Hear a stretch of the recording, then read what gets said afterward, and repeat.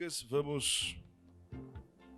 vamos iniciar nosso conteúdo, um tema interessantíssimo, sexualidade na visão da neurociência e da psicologia. Foi um tema proposto por vocês na última live, inclusive foi um tema aclamado, escolhido por vocês. E vamos iniciar de uma forma bem dinâmica, bem interessante, falar sobre sexualidade. E antes que eu passe para o professor Ozaná, dizer que é sempre interessante ter a companhia do nosso mestre aqui ao lado, uma pessoa que nos estimula, que acredita naquilo que fazemos. Eu estive neste final de semana em Brasília, participando de algum curso, e lá eu falei da nossa experiência, né, da live de segunda-feira, divulgando a live, e falei, olha, e a live é com um dos maiores psicólogos do Norte e Nordeste, e que vai dominar o Brasil muito em breve. Mas, dizendo o seguinte, que há 20 anos ele foi meu professor, e hoje somos parceiros, estamos aqui fazendo uma live. As pessoas acharam isso interessantíssimo, né? Então, quero dizer que é uma honra sempre ter você aqui do nosso lado, tá bom? Então, dê suas saudações aí e vamos iniciar. Boa noite, meus amigos, minhas amigas. Grande Jailson, meu parceiro. Pois é, mais de 20 anos eu conheci Jailson, foi meu aluno, calouro. Imagine como o tempo passa. Ele era meu calouro no curso de Relações Públicas. E desde cedo ele se destacou como um líder de sala, como uma pessoa interessada, um profissional de visão interdisciplinar. Enfim, o tempo passa, nos desconectamos e retornamos, nos contactamos no mundo da neurociência, da psicologia, no mundo da formação humana, do desenvolvimento humano, da inteligência emocional. Eu fiz 2 imersões com o professor Jailson, eu fui aluno de Jailson, você vê como a vida é marcada por ciclos, né? Ciclos, então, isso confronta a gente com a necessidade da humildade, do autoconhecimento, da simplicidade. Então, Jailson foi meu aluno, eu fui aluno de Jailson, hoje nós somos parceiros. Fui contratado do Instituto Acrópole, um dos núcleos mais importantes e de maior solidez na área educacional do Brasil, para ministrar algumas palestras e cursos nas instituições que eles são fomentadores da educação de qualidade. E, enfim, e o mundo vai girando com muita humildade, com muita troca, com muita parceria. E esse é o objetivo da nossa live aqui, expressar isso para vocês de uma maneira simples, didática, de uma maneira bem-humorada, mas com fundamentação científica.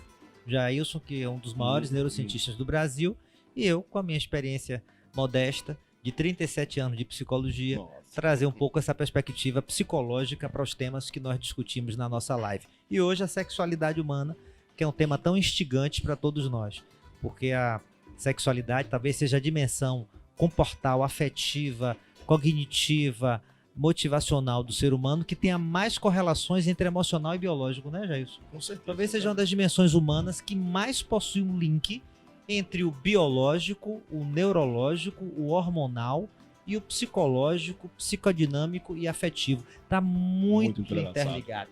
Então talvez seja a temática mais ilustrativa da riqueza que é o diálogo entre neurociência e psicologia. E estamos aqui para conversar com vocês sobre isso. Mandem suas perguntas, façam seus comentários, que a gente quer muita participação de vocês. Perfeito.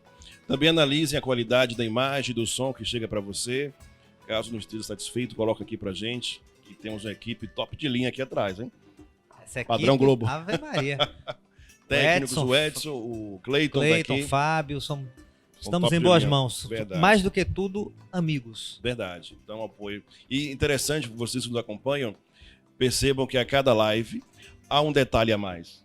O Cleiton, o Edson, o Fábio estão aqui pensando em cada detalhe e eu creio que vocês percebem isso. Começamos em um cenário que é a nossa sala pedagógica aqui no estúdio, já estamos em outra sala aqui do Instituto. É um cenário montado aqui todo dia e toda segunda-feira. É uma ideia nova. E aprendendo, reinventando e compartilhando, que é o mais importante. Perfeito. Então vamos lá. Eu gostaria de iniciar então a nossa conversa lançando uma provocação e vamos falar muito e ouvir muito a psicologia em relação a esse tema que é instigante. Mas a provocação é a seguinte: o nosso cérebro é extraordinário, mas ele é completamente sugestionável. E talvez tenha sido a grande descoberta da neurociência para a humanidade, é entender que o cérebro, ele é de fato extraordinário, mas ele é perfeitamente, quase que facilmente sugestionável.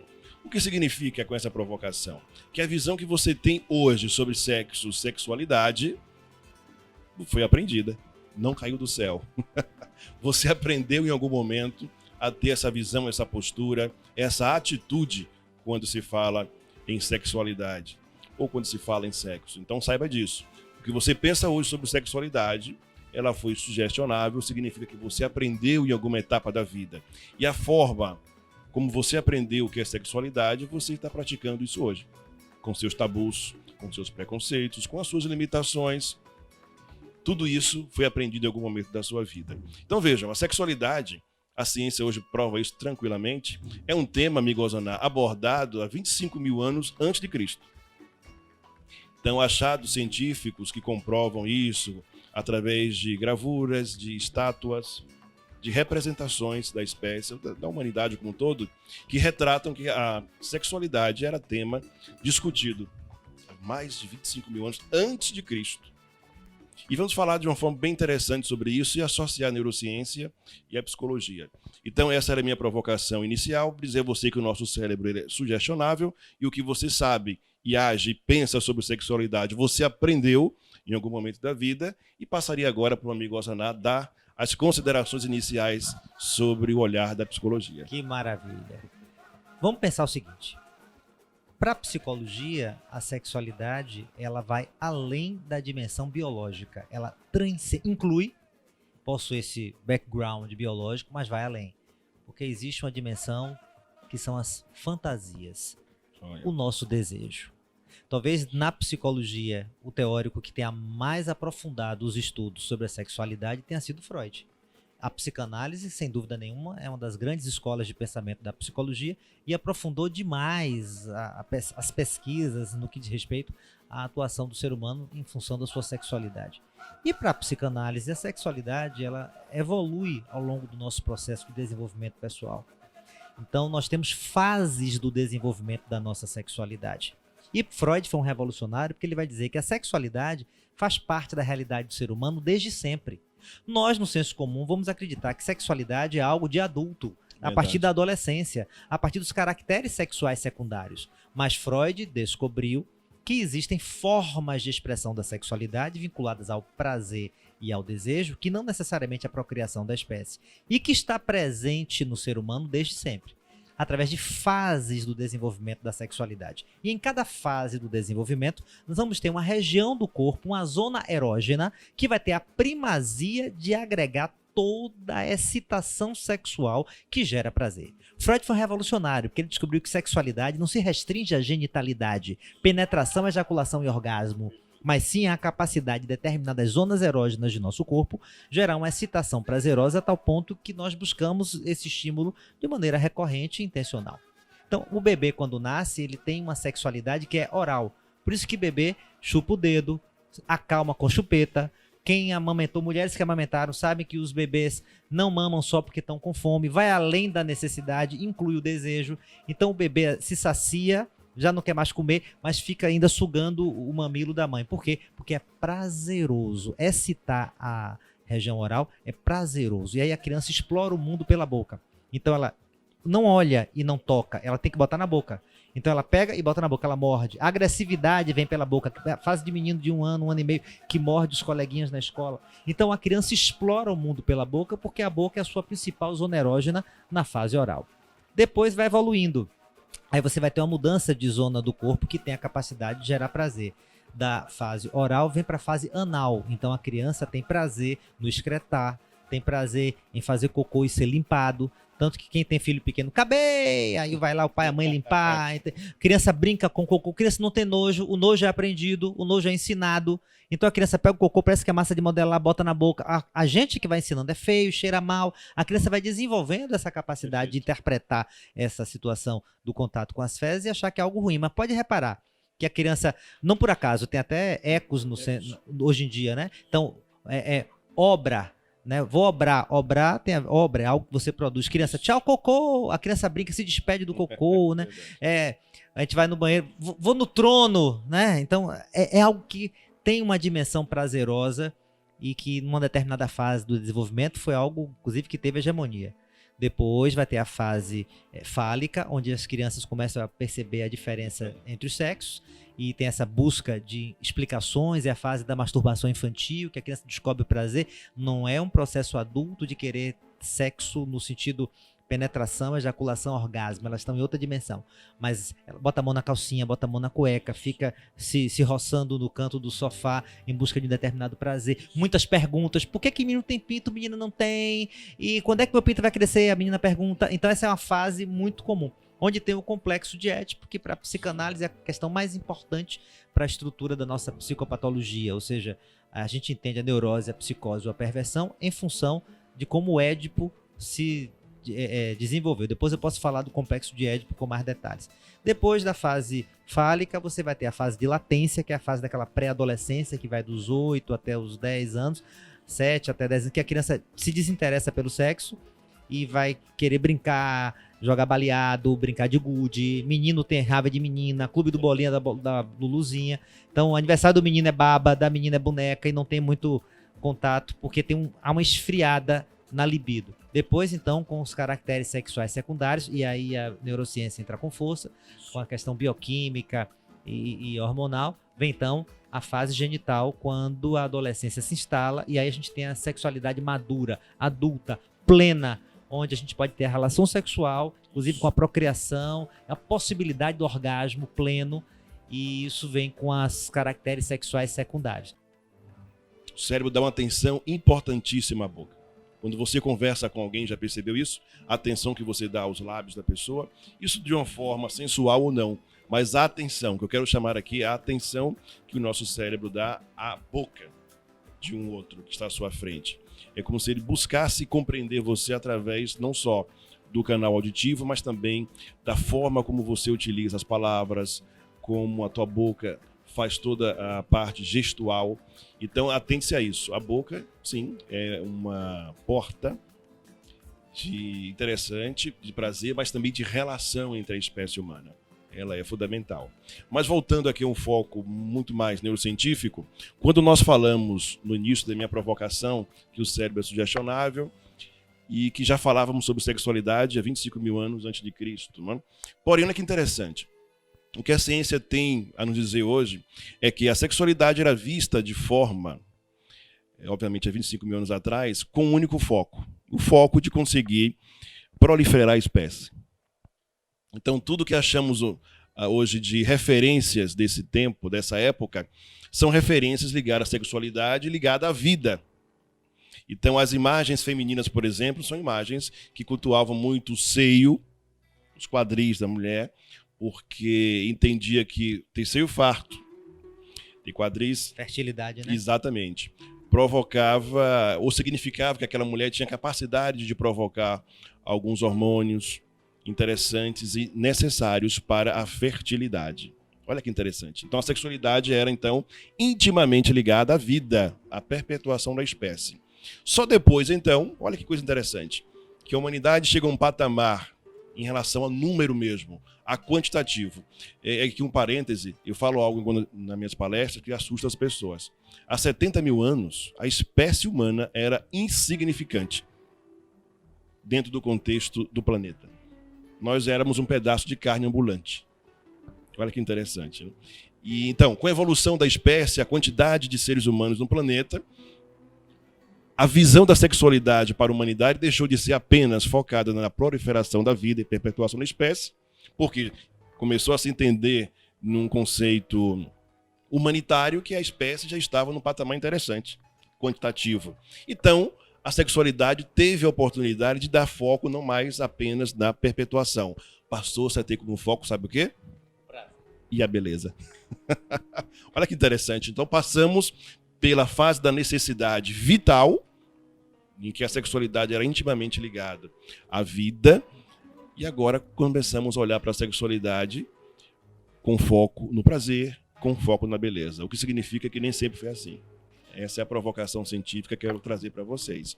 Nem sempre falar em sexualidade era falar em prazer ou beleza, ou escolhas pelo seu gosto, mas simplesmente era o fato e a via única de se focar a perpetuação da espécie. Então, temos já perguntas aqui, Edson, será? Vão interagindo, porque Vamos. o conteúdo Quero mandar é um beijo aqui interessantíssimo. para minha filha Daniela Menezes, Opa, veterinária, que está em Portugal, prestigiando o pai, Jailson. beleza. Mestranda em veterinária, top. A Giovanna Antonelli, quem me conhece sabe que eu chamo ela de Olha. Giovanna Antonelli. Teve uma pergunta aqui de Tito, ele está perguntando se é necessário que os pais gerenciem bem essas fases do desenvolvimento psicossexual, segundo a psicanálise, para evitar problemas no futuro. Sem dúvidas. Quando a gente tem o que a gente chama de fixação em uma fase, a gente vai ter dificuldades para viver plenamente a sexualidade adulta, genital. Porque essas fases são expressões de um desenvolvimento pessoal, da ontogênese do sujeito e que expressam o desenvolvimento da espécie, filogênese. Então, aquilo que ocorre no macro, ocorre no micro. O que ocorre no coletivo, ocorre no individual. Então, são fases do desenvolvimento para a maturidade sexual plena. Então começa boca, região anal, depois você vai descobrir a região fálica, a diferença entre os sexos, masculino e feminino, depois dá um descanso para recarregar as baterias, e então você vai ter a vida plena, madura, sexualidade. Isso, Quando você fica fixado demais, você vai ter dificuldade de viver plenamente a fase genital. Exemplo, criança que mamou até 8 anos de idade, criança que chupou dedo até 10 anos de idade. Então você foi hipergratificado na fase oral. Então você vai ter dificuldade de desapegar do prazer oral para ser capaz de ter um prazer genital pleno. Então, porque, por exemplo, determinados sintomas como alcoolismo, problemas de obesidade, comer compulsivamente, cigarro, ficar nervoso, rói a unha, já reparou? Vai fazer prova, vai ficar roendo a caneta. né? Essa necessidade, tá nervoso, Vocal. começa a morder os lábios. Isso comer unha. expressa que há algo no desenvolvimento psicossexual vinculado à fase oral que não foi bem elaborado. Então, quando você não deixa fluir a libido nas zonas erógenas, até que ela migre e se estruture definitivamente na fase na genitalidade adulta, você vai ter problemas. Então, a gente não pode reprimir a expressão sexual em cada fase, mas também não pode hipergratificar. Para que a criança passe, aprenda, elabore, o fluxo biológico siga seu caminho, o psicológico também, com naturalidade e de forma saudável. Isso. Na live anterior, falamos sobre relacionamentos conjugais, não foi isso? Foi. E daí surgiu o tema sexualidade e eu fiz aquela provocação de questionar nossos ouvintes a perguntar a si próprio: em que fase da infância você estava preso em relação aos seus relacionamentos, né? Que demandas emocionais você estava querendo projetar nos seus relacionamentos, demandas essas que não foram literalmente saciadas, vamos dizer assim, na fase infantil. Quando a Osana fala em maturidade, no olhar da psicologia, maturidade no olhar da neurociência significa maturação. Maturação significa tempo. Então, para a neurociência, há tempo. Há etapas a serem cumpridas no desenvolvimento neural de um indivíduo. Perfeito. Olha, a neurociência é incrível, né? Adoro. É um negócio Sou suspeito. fantástico. É suspeito. Então, o que significa isso? Algumas pessoas perguntam, mas Jailson, será que está na idade? Será que está no tempo? Olha, que interessante. No tempo. Não tá queimando etapa. Está queimando etapa? Pois é. Qual o perigo de oferecer algo para uma pessoa cuja maturação dela não está ainda plena? Significa que ela irá ler e interpretar aquilo com a maturação que ela tem e não com a qual seria necessária. Então, no nosso tema sexualidade, o que é interessante abordar para uma criança? O que é importante oferecer? É importante oferecer aquilo que a criança consiga, com a sua idade natural, interpretar. Compreende isso? Eu espero que tenham captado a mensagem. Ou seja, não podemos oferecer a uma pessoa algo que a maturidade cerebral dela não está ainda apta a entender. Compreende? E nem a maturidade emocional e cognitiva. Sim, Por isso, ó, neuro e psicologia, dois Andando lados do mesmo aqui. processo. Então, bom, o professor Jailson, educador, Aqui, diretor-presidente do Instituto Acrópole, Uhum. uma das instituições de maior representatividade do Brasil em promoção de educação em serviço público e privado. Então, editora, enfim. Ele está defendendo algo que é importantíssimo. Educação Tempo. sexual. Sim, gente, educação sexual. Educação sexual. Então, criança vai perguntar, responda. A criança tem dúvida? Diga na linguagem dela. Por que menino tem pinto e menina não tem? Porque existe uma diferença entre menino e menina, para que haja o ajuste biológico, para que o menino e a menina, quando namorarem, possam gerar filhos. Você tem que explicar na linguagem da criança a partir da demanda, da curiosidade que ela tem. E existem recursos pedagógicos para isso, e o Instituto Acrópole trabalha inclusive com isso. E existem recursos relacionais que o educador precisa colocar em prática. Existe preconceito que educação sexual significa aula de sexo, ensinar precocemente. Muito pelo contrário. É para você esclarecer dúvidas, porque eu vou dizer uma coisa para vocês. Dúvidas e esclarecimentos equivocados quando a criança vai aprender com os coleguinhas ou pelos corredores é muito mais danoso para o desenvolvimento emocional do que a verdade tratada pela família, por pessoas que a criança respeita e ama e pelos educadores da escola. Perfeito. Então a educação sexual sempre levando em consideração a maturação e a fase do desenvolvimento da criança. Uma informação interessante que complementa o que o Ozonato trouxe, essa questão da sexualidade como método educacional para as crianças. A última pesquisa científica que nós temos comprova que a mulher, por exemplo, a mulher reconhece menos seu corpo do que o homem. E há uma questão que sempre aparece, o seguinte: Jailson, e o cérebro da mulher é diferente do cérebro do homem? Óbvio, em alguns detalhes sim, mas não na sua configuração. A estrutura é de uma espécie, a espécie é humana, então não há muita diferença biológica ou estrutural. Há mais interferências, olha que interessante, há mais interferências para diferenciar um homem e uma mulher, interferências culturais e de hábitos do que propriamente biológicas. Olha o que eu falei no início da nossa conversa hoje. Nosso cérebro é sugestionável. Aquilo que você hoje vê como sexualidade foi aquilo que te ensinaram, foi aquilo que você aprendeu. Então as limitações que você pode, mulher, que nos acompanha agora, ter em relação à sexualidade, você pode pensar que é uma limitação biológica, fisiológica, de estrutura de redes neurais, nada disso. Simplesmente são limitações que você assimilou ao longo da sua formação sexual. Então vejam, por que é difícil falar em sexo abertamente hoje? Porque não falamos de sexo abertamente quando nós poderíamos. Compreende? Então nós aprendemos a não falar. Olha que interessante, aprendemos a não falar sobre isso. A não falar sobre isso. Se eu aprendi a não falar sobre isso, como é que eu vou vivenciar isso hoje? E se a mulher foi criada para reprimir sua sexualidade, como é que ela vai viver plenamente essa sexualidade de uma maneira leve, livre e empoderada? É muito difícil, né? Tá mudando, tá evoluindo bastante, mas é difícil. Enquanto o homem é estimulado para sair por aí arrebentando, a mulher é estimulada a ser mais discreta, a ser mais sutil. Tá mudando. Então você percebe que tem uma maior igualdade entre as atuações nas baladas, as mulheres muito mais livres, soltas, não confundir isso com vulgaridade ou promiscuidade, mas o empoderamento sexual. Mas a mulher tem muito mais bloqueios, porque os homens foram instigados a atuar de maneira muito mais ativa. E vou mais longe. No consultório eu tenho muitos homens que estão lá sofrendo de ansiedade, se cobrando muito, totalmente inseguros, porque são cobrados para ser esses predadores que caem matando, o macho alfa, e quando o cara é mais tímido, é mais romântico, ele sofre bullying, o negócio é feio, ele se cobra, e aí ele sofre muito. Então não se enganem não, que a gente precisa de liberdade, tanto para o homem quanto para a mulher, para ter uma vida sexual com responsabilidade. Aí vem um grande ponto, o que é uma vida sexual saudável? A vida sexual saudável é quando você consegue ter a capacidade de viver livremente, de uma maneira espontânea, sem repressões, sua sexualidade, mas também de uma maneira que não é viver pelo princípio do prazer imediatista, porque o princípio do prazer imediatista pode ser autodestrutivo e a espécie humana evoluiu para se preservar. Verdade. Portanto, existem barreiras que bloqueiam. O problema é que quando ela se sente ameaçada demais, bloqueia demais, e aí você perde qualidade de vida.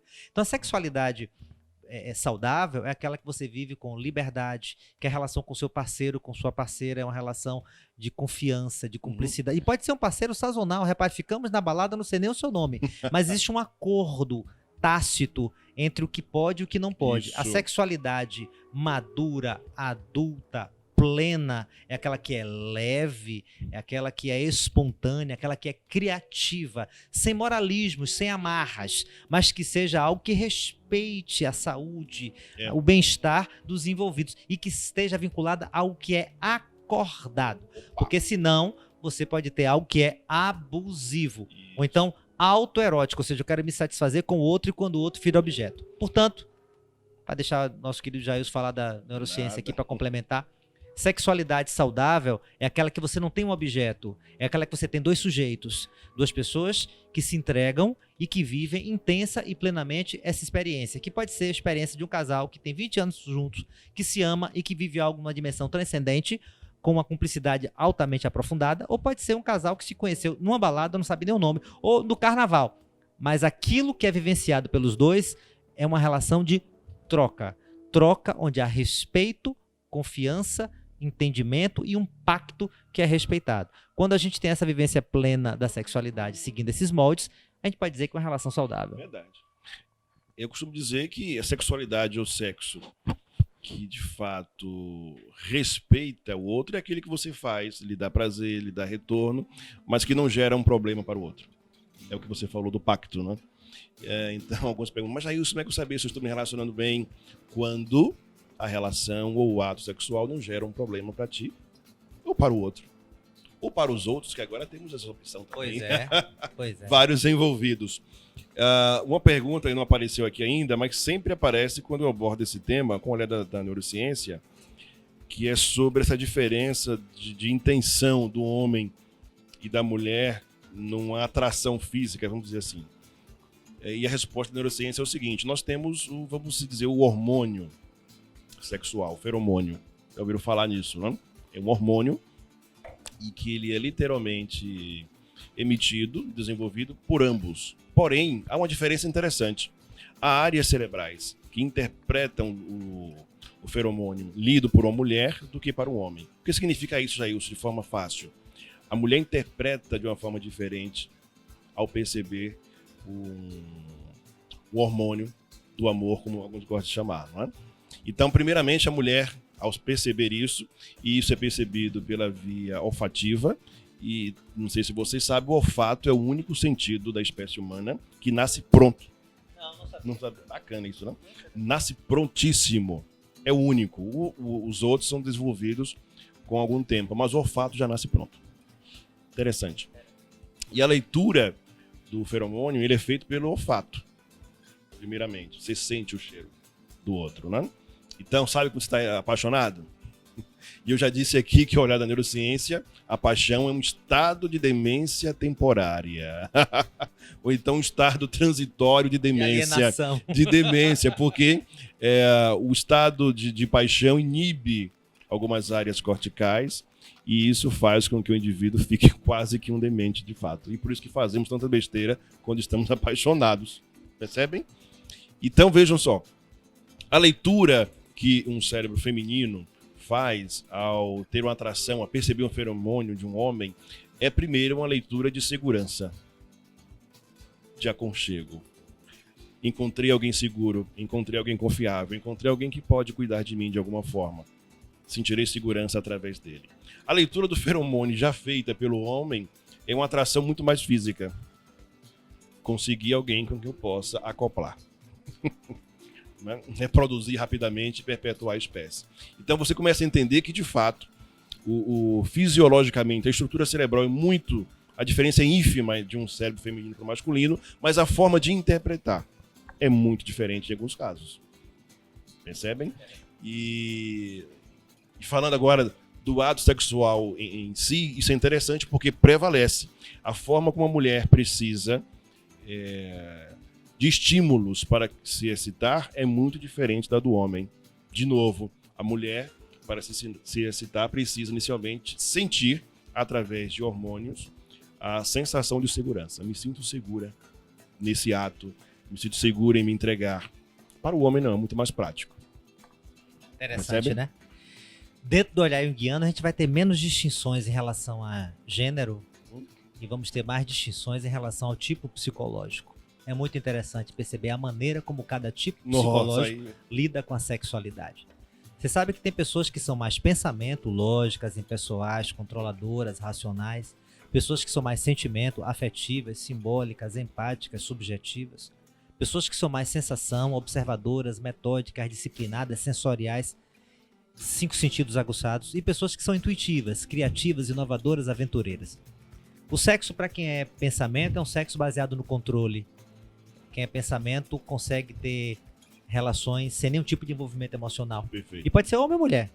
As pessoas que são pensamento, elas são impessoais, querem simplesmente ter o prazer imediatista, não precisa de conexões afetivas, não se preocupe em saber o nome, não precisa de preliminar. Então a famosa rapidinha com quem é pensamento é fantástica, porque ele é papuf, é o típico consumidor de prostituta, de garota de programa, porque ele não quer conexão emocional, ele quer satisfazer o seu desejo imediatamente, homem ou mulher. Já que é sentimento, não, tem que ter preliminar, tem que ter conquista, sedução, tem que ter uma conexão emocional e fazer amor e não sexo. Aliás, tem uma diferença absurda entre sexo e amor, né? Fazer sexo ou fazer amor. Então, quem é sentimento é o típico sujeito que prefere fazer amor, porque ele precisa de uma conexão simbólica para além do biológico, do instintivo e do plenamente e do meramente sexual ou genital, homem ou mulher. Já as pessoas que são sensação, elas são aquelas pessoas conservadoras. Então não invente muita novidade não, porque sensação não quer ir para motel porque tem nojo do lençol. Não quer fazer posições mirabolantes porque incomoda, sente dor. Então sensação é o papai e mamãe, é aquela pessoa... Agora, é fácil para chegar ao orgasmo, porque sensação é muito responsivo aos estímulos sensoriais. Então ele tem hipersensibilidade, a tal ponto até que pode doer também. Então o parceiro tem que saber qual é o tipo psicológico, porque pode gerar dor, mas... Se você souber tocar, se relacionar com o seu parceiro sensação, o prazer dele é elevadíssimo. O intuitivo é aquela pessoa que adora explorar, adora inovar. Então é o típico indivíduo que adora swing, troca de casais, relações com apetrechos de sex shop, é a cara de quem é a intuição. Porque ele gosta de explorar novas sensações. Não tem limite, não tem pudor. Então ele é homem, mas posição que você quiser, estimula que você se joga de cabeça. Então é aquela pessoa que vive uma sexualidade muito mais sem limites. O problema é que ele pode se arriscar, transar sem camisinha, não sabe o que é o estranho, levar para casa. O risco do intuitivo é se enrolar. Então o sexo, para quem é pensamento, é um sexo mais formal, com controle, ele no controle, ele é mais dominador e sem conexão emocional. O do sentimento tem que ter muito afeto, senão não dá tesão, não tem química. O sensação é mais conservador, mas é muito responsivo aos estímulos. Intuitivo é aventureiro que gosta de fazer coisas incríveis. Kama Sutra para intuição funciona porque ele quer 1000 posições e quer explorar cada vez uma posição diferente. Aguentaram aí esses tipos psicológicos. Uma outra informação que eu considero interessante abordarmos aqui de uma maneira muito leve é entender o seguinte: os neurotransmissores, eles conectam, ligam um neurônio com o outro. Os hormônios, ele tem um papel de adentrar a corrente sanguínea e ir para uma região ou órgão ou membro específico para ser ativado. O que eu quero dizer com isso, no olhar da neurociência, que tudo isso que estamos falando aqui, sexualidade, orgasmo, tesão, tudo isso começa aqui, no cérebro. E só depois que ele processa, ele vai determinar para onde vai. Compreende? Então, tem uma demanda, vamos dizer assim, emocional interessante, que eu inclusive atendo bastante em consultório, que é sobre impotência sexual masculina. Ok? É muito comum o paciente chegar e dizer: olha, eu já fiz exames e nada deu. Pois é. Por quê? É muito raro um caso biológico e químico de impotência sexual. Impotência sexual, quase na sua totalidade, estar aqui. Quando o cérebro não consegue, literalmente, processar corretamente o estímulo sexual, produzir hormônios necessários para enviar para a região que deveria ser ativada e não é. Então a região está perfeitamente saudável, mas o cérebro não está processando isso. E essa dificuldade de processar está, sem dúvida nenhuma, vinculada a questões psicológicas e emocionais. Aí Melquisedeque pergunta: mulheres que têm dificuldade de sentir orgasmo, tem a ver com repressão na infância? Sem dúvidas. É um dos aspectos importantes, sim, da gente analisar. Então, repressão, associação do sexo com algo errado, feio, pecaminoso, promíscuo, vulgar. As crianças são ensinadas, as mulheres são ensinadas desde pequenininhas: cuidado, não dê lance, o homem está interessado em você, não é assim, uma mulher direita não se comporta assim. Hoje, século XXI, a gente ainda encontra muito isso. No meu consultório eu tenho pacientes de 17, 18, 20, 25, 30, 40, 50. E essa visão ainda é mais prevalente do que a gente pode imaginar. E a questão da disfunção eréctil no homem também está estreitamente vinculada a essa cobrança, essa necessidade de ser viril, essa resposta automática imediata. Eu tenho um paciente que ele diz que ele, sempre que vai sair com a mulher, ele toma o azulzinho antes. Ele, por quê? Não, porque tem que chegar chegando, porque a primeira impressão é que fica. Então tem que chegar logo lá, pá! Depois que chegou arrebentando, aí eu posso ficar mais relaxado. Porque se falhar na segunda, então esse medo de falhar, essa fantasia com o tamanho do pinto, isso é uma fantasia incrível do homem. Por quê? Porque ainda está muito vinculado essa questão da masculinidade ao poder, à dominação, ao macho alfa, e que tem muito a ver com o processo evolutivo e neurobiológico, mas que fica marcado no nosso emocional e acaba gerando travas incríveis na relação que a gente vai estabelecer com as outras pessoas. Se a sexualidade não fluir de maneira saudável, existem dois caminhos: desvios sexuais e disfunções sexuais. Mulher tem dificuldade para chegar no orgasmo ou a disfunção eréctil são exemplos de disfunções sexuais. O modo como a sexualidade vai fluir é um modo que é adoecido, patológico, não pleno, que sabota o prazer, que impede a vivência plena, integradora da sua sexualidade. Tem também o vaginismo, o bloqueio, a mulher que se trava, que sente dor na relação, perda da libido no homem e na mulher. Você tem disfunções, a sexualidade não flui como deveria. O desvio sexual tem a ver com as perversões, são as práticas sexuais bizarras.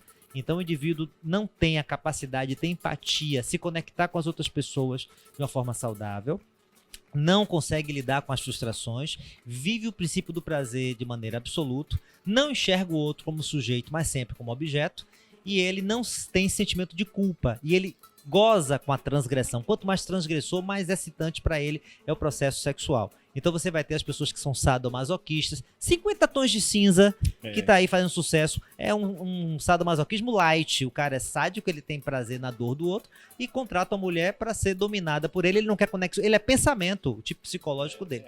Então ele quer dominar, não quer conexão, só que aí na série ele vai quebrando isso, ela vai conseguindo conexão com o sentimento dele, ele muda, é muito interessante, e tem a ver com a história de vida dele, com a família autoritária, um modelo feminino que não é muito legal, com a mãe muito presente, quem lê os livros 50 Tons de Cinza sabe o que eu tô falando. Então os desvios sexuais são aquelas práticas sexuais bizarras, que o outro é um objeto. Então pedofilia, transar com crianças, necrofilia, transar com cadáver, o sádico que quer estuprar uma mulher, ele não quer uma relação a dois, ele quer estuprar. Tanto que se a mulher mostrar reciprocidade, ele brocha. Não funciona, porque ele quer ter o domínio sobre ela e quer uma relação que é imatura, não é uma sexualidade genital plena de troca entre dois sujeitos. Então ele é necrofilia, transar com cadáveres, é o exibicionista que quer mostrar o tarado do ponto de ônibus, ele não quer uma relação, ele quer mostrar o pinto. Isso. É o voyeurista, aquele cara que quer ver, mas ele não quer experimentar a relação plena. Zoofilia, transar com animais. Então são relações. Fetichismo, eu quero transar com sapato, com a mecha de cabelo ou com a calcinha, e não com a mulher plena. Então você tem os desvios sexuais, que são as perversões, e você tem as disfunções sexuais, que são situações onde você não consegue viver plenamente a sua sexualidade, tanto homem quanto mulher. O que nós queremos aqui é divulgar para vocês que podemos ter uma vida sexual plena, madura, gratificante. Para isso nós precisamos de relação de confiança, uma relação de transparência, uma relação de verdade, de respeito ao outro. E não sem moralismo, porque na sexualidade, repare, pode tudo, desde que não seja ilegal e que não seja algo que violente a dinâmica do outro. Pedofilia não rola, porque é ilegal e é imoral. E o outro não tem poder de escolha. Uma criança não tem poder de escolha. Agora, entre dois adultos, 4 paredes, tendo liberdade, sendo algo acordado, não devemos ter amarras na sexualidade. Sim. Sexualidade deve ser vivenciada de maneira criativa. Agora, sempre levando em conta o respeito à outra pessoa. Essa é a forma romântica dele falar. Eu não sou tão romântico assim. Psicologia. Por isso que nos complementamos. Isso, a neurociência vem com uma porrada maior. Enfim, eu acho que creio que já falei aqui em algumas lives sobre o sistema dopaminérgico cerebral, que é o sistema de recompensa cerebral. O que significa isso? Que tudo aquilo que nós fazemos porque traz um tipo de recompensa. No dia que não trouxer mais recompensa, deixamos de fazer. É exatamente assim que nós construímos os nossos hábitos. Então, o sistema dopaminérgico é o sistema cerebral responsável pelos hábitos. E ao falar sobre sexualidade, esse sistema precisa aparecer em nossa live. Porque o que o Ozan acabou de falar é isso. Talvez uma linguagem mais direta para você, tudo que é desmedido é descompensado. Entende? Então, dentro da sexualidade, o prazer, ele é preciso ser medido também. Se há uma necessidade exacerbada de você encontrar prazer de uma forma única e específica, há uma descompensação. Significa que o sistema dopaminérgico se adaptou a entender essa recompensa dessa forma. Então, o sexo é bom, é ótimo. Prazer é bom, é ótimo. Mas passar a viver só disso não é bom e nem ótimo. Vira vício, né? Isso. Tem uma exatamente. adição. Por quê? Porque começa a trazer para um indivíduo algo que nós chamamos de dependência. É como se o sistema dopaminérgico tivesse entendido que a única forma de você encontrar plenitude na sua vida fosse dessa forma. Então, assim como tem aquelas pessoas que nos procuram de uma certa forma no consultório para falar sobre impotência sexual, tem aquelas que vêm para falar sobre a compulsão sexual. Temos várias perguntas aqui, vamos dar... Então vamos lá. 1 hora é pouco, né, Jailson? 1 hora é Uma pouco. hora é pouco, mas vamos lá. Devido à indústria do sexo... Você é romântico. Rosanã é romântico. Devido à indústria da pornografia... Bom, de que forma a pornografia prejudica as pessoas? Como o Jailson falou, quando se torna um processo excessivo. Repare, ver é bom, só que nós que não somos perversos vemos para nos excitar e aí tem uma vida sexual plena, penetração, ejaculação, orgasmo, consensual. Mostrar é bom, por isso que a gente quer estar bonito, sarado, barriga de tanquinho, enfim. Ver é bom, por isso que tem espelho e motel. Agora a gente vê e a gente mostra, mulher pode dançar, o homem pode fazer um strip. Por que que isso excita? Porque prepara para a vida sexual plena. Então, a questão é quando isso se torna uma prática exclusiva. O que é patológico é quando rompe o equilíbrio, como o Jailson falou, e se torna um processo exclusivo. Então, pornografia pode ser algo muito ruim quando se torna uma prática exclusiva de excitação ou quando se torna um modelo como você vai tratar as mulheres ou como você espera que os homens tratem você. Agora, assistir um filme pornô de vez em quando, ter na Sky uma assinatura de um canal erótico, apimenta a relação, Sim. não tem problema, sem contraindicações, desde que seja equilibrado. Isso. Pimenta dá sabor à feijoada. Agora, se eu pego um frasco de pimenta e tomo no gargalo, quebrou tudo, né? Danou-se. A Flá Quaresma pergunta se, com tantas informações erradas, segundo ela, sobre sexo circulando na internet, e a facilidade que os adolescentes têm em chegar até essas informações, não atrapalha os relacionamentos atuais. Quer falar primeiro, amigo?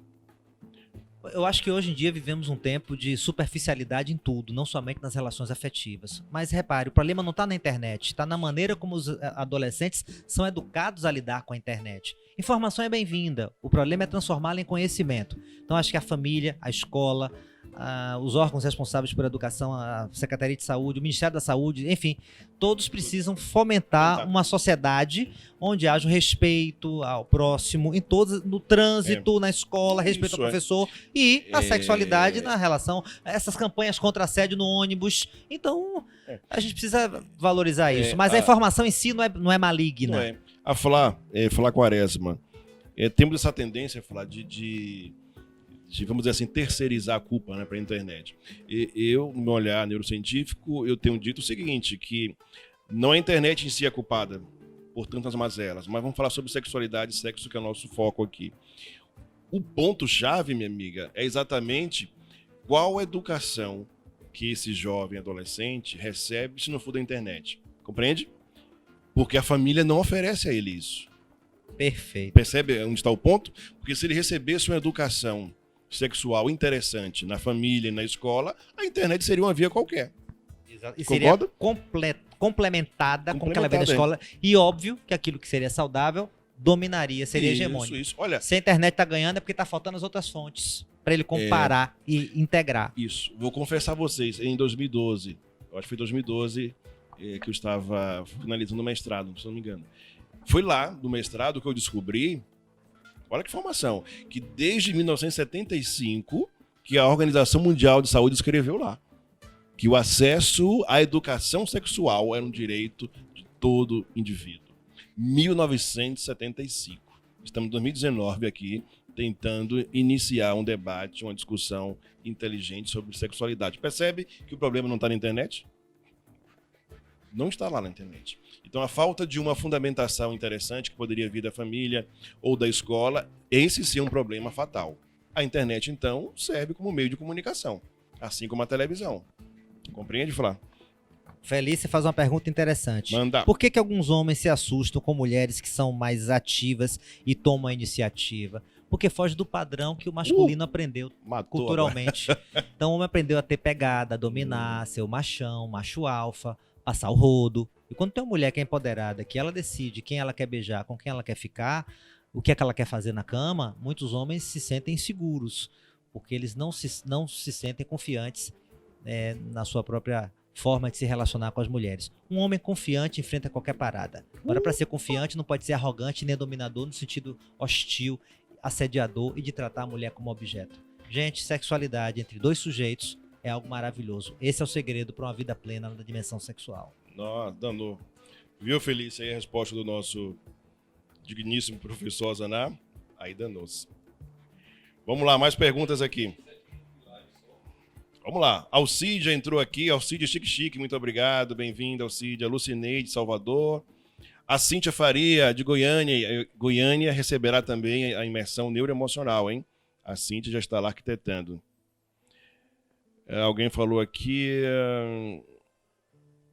alguém falou uma poesia aqui até, tá bom? Andresa, que a internet é o carro em nosso tempo, né? Mas está faltando o cinto de segurança. Exatamente. É verdade. Entendi. Valeu, Andresa. Fantástico. Mais perguntas aqui. Muito bom. Ótimo. O problema é o uso da informação, disse aqui Ana Lúcia. Bruno Assis, dizendo muito bom. Grande Bruno. Andresa Kiefer pergunta. Manda. Existe realmente uma necessidade humana para relacionamentos profundos? Boa pergunta, Andresa. Não.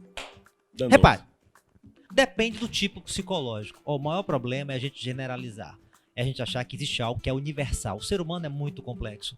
Dimensões biológicas, psicológicas, sociais, espirituais. Um dia nós vamos fazer um encontro onde vai ter neurociência, psicologia, vai trazer um monge budista ou um padre, ou um pastor, ou uma mãe de santo. Vamos trazer um sociólogo, um antropólogo, e vamos ter um debate aqui sobre as dimensões biopsicossócio-espirituais do ser humano, porque é muita coisa pra gente conversar. Então não existe uma necessidade absoluta, senão eu tenho que dizer que toda mulher quer ser mãe e tem que ser mãe para ser plena. Todo homem tem que ter um harém, porque antigamente sempre foi questão biológica, e não é verdade. Então depende do perfil psicológico. Quem quer relacionamento profundo é quem tem um perfil sentimento. O lado sentimento demanda esse relacionamento mais profundo. E nem todo mundo tem esse lado sentimento tão aflorado. Alguém que é pensamento polarizado não vai ter essa necessidade. Tanto solteirão que tem por aí, tanta mulher solteira que tem por aí, tanta mulher que está casada, mas não quer ter filho, o homem é que quer. Então, relativize, analise o contexto, a coisa é mais complexa. Uau! Jailson, esse tempo tá pegando... Hoje o tempo passou voando. Faltam 4 minutos. Nossa. Tem pergunta ainda aí? Tem pergunta aqui, amigo, aparecendo. Manda aí, Edson. Manda o Edson. Qual foi? Já falamos das disfunções sexuais. Tem uma pergunta aqui. Como é que lida com a ejaculação precoce e a ejaculação retardada? O que é que acontece? Quando a gente tem bloqueios sexuais, a gente vai ter emocionais, a gente vai ter disfunções sexuais ou desvios sexuais. A ejaculação precoce, a ejaculação retardada, anorgasmia, vaginismo na mulher, disfunção eréctil, estão vinculadas a conflitos na vivência plena da sexualidade, que tem a ver com desenvolvimento sexual nas fases eróticas, segundo a psicanálise. Perfeito, não, já respondeu. Eu só vou sintetizar isso, como já falei, que há a diferença dos neurotransmissores que conectam os neurônios e por isso que todo o estímulo começa a ser processado no cérebro e depois ele vai ramificando para todo o corpo, fazendo-se uso dos hormônios. Então, se há alguma limitação ou algo exagerado, começa no teu cérebro, amigo. Então, o que eu oriento sempre, procure, obviamente, a via médica. Estando tudo ok de forma química e biológica, procura a terapia. Estamos aqui para ajudar, caso preciso for. Não é? Primeira coisa é tirar qualquer dúvida se existe uma dimensão biológica orgânica por trás. Claro, que é minoria, viu? Porque sexo é 95% cabeça e 5% corpo.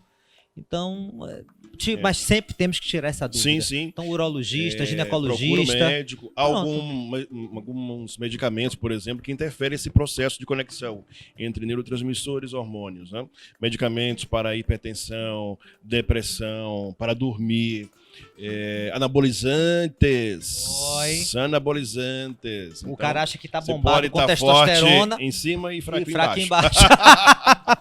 Porque eles inibem exatamente a conexão desses hormônios e faz com que a coisa não fique tão interessante assim.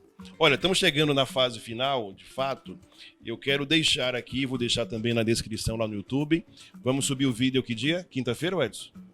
quinta-feira, o vídeo da live completo vai para o nosso canal no YouTube, Jailson Pinheiro, Ozaná Oliveira, o Luiz Ozaná, e também vai para o Spotify.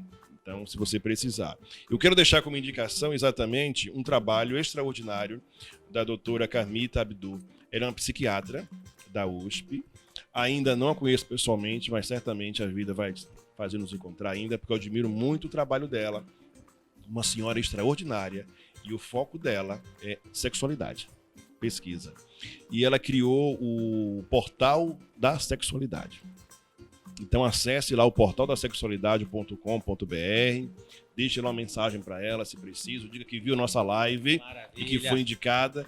Então é uma guerreira, no meu ponto de vista, científica, uma guerreira científica que está fazendo com que a sexualidade seja vista nesse país de uma forma respeitosa, como deve ser. Que joia. Então, gente, eu queria agradecer a presença de vocês, Jailson, mais uma vez o convite, nossa equipe maravilhosa de parceiros, o Edson, o Cleiton, o Fábio. E dizer uma coisa pra você, quer ter uma vida sexual plena, feliz, amadurecida? Então expresse o que você sente, busque esse prazer, se empodere, exerça a cidadania sexual dentro da sua vida. Show! Nosso muito obrigado a vocês. Até a próxima segunda-feira, que pensaremos e aceitaremos sugestões para o próximo tema. Concorda? Escreve aqui, manda mensagem para nós. Nosso forte abraço. Mais uma vez, obrigado, amigo, parceiro, professor Ozaná. E estaremos de volta. Fique com Deus. Até nossa próxima segunda-feira. Tchau, minha gente. Valeu. Completou. Foi muito rápido, hein?